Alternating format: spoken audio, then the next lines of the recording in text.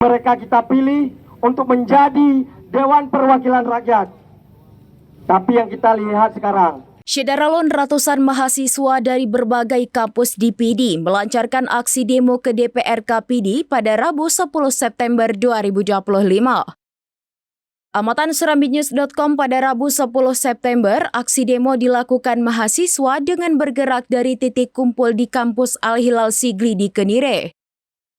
Dari kampus tersebut, mahasiswa bergerak menyusuri jalan dengan mengendarai sepeda motor melewati Jalan Tugu Anek Muling. Rombongan mahasiswa dengan mengendarai sepeda motor yang bagian dikawal mobil Patwal Satlantas Polres PD. Puluhan roda 2 milik mahasiswa diparkir di Mes Pemda PD. Kemudian mahasiswa dengan berjalan kaki dari Mes menuju ke kantor DPR KPD. Satu mobil pickup berjalan di depan saat menuju kantor Dewan. Sesampainya di kantor DPR KPD, mahasiswa tidak diperbolehkan masuk ke kantor Dewan tersebut. Personel polisi melakukan blokade di pintu gerbang kantor DPR KPD. Di pintu tersebut, mahasiswa melakukan orasi silih berganti dengan meminta polisi untuk mengizinkan mahasiswa masuk ke kantor Dewan.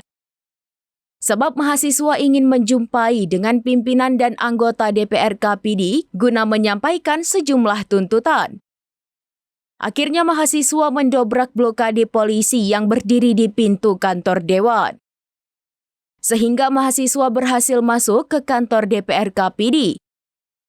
Saat ini mahasiswa masih bertahan dengan melakukan orasi di halaman kantor DPR KPD. Dari PD, Muhammad Nazar, serambinews.com. maraknya tambang ilegal kawan-kawan. Dan kawan-kawan semua kita tetap sepakat. Kita akan menuntut keadilan.